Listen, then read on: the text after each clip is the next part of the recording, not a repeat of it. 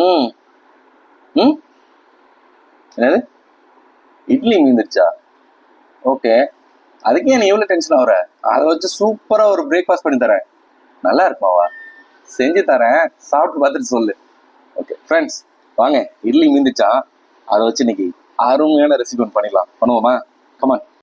நம்ம இன்னைக்கு மீந்து போன 3 இட்லி வச்சுதான் எக் இட்லி 65 பண்ண போறோம். இதுக்கு ஒரு மீடியம் சைஸ்ல வெங்காயம், ஒரு மீடியம் சைஸ்ல தக்காளி, ஒரு பச்சை மிளகாய், கொஞ்சமா இஞ்சி பூண்டு பேஸ்ட். இட்லி எப்படி கியூபா கட் பண்ணிக்கலாம். இப்ப அடுப்புல ஒரு பாத்திரத்தை வச்சு எண்ணெய் காஞ்சதும் கடுகு, சீரகம், வெங்காயம், பச்சை மிளகாய் இதெல்லாம் போட்டு நல்ல ஒரு கோல்டன் கலர் வதங்கினோட கொஞ்சமா கடலைப்பருப்பு அண்ட் ஒரு தக்காளி, அது வதங்கிறதுக்கு கொஞ்சம் உப்பு, இப்போ மஞ்சத்தூள், மிளகாய் தூள், தனியாத்தூள், கொஞ்சமா மட்டன் மசாலா இதெல்லாம் போட்டு பச்சை வாசனை போற அளவுக்கு கிண்டிட்டு நம்ம நறுக்கி வச்சிருந்த இட்லி அதில் எடுத்து போட்டு நல்லா வதக்குங்க.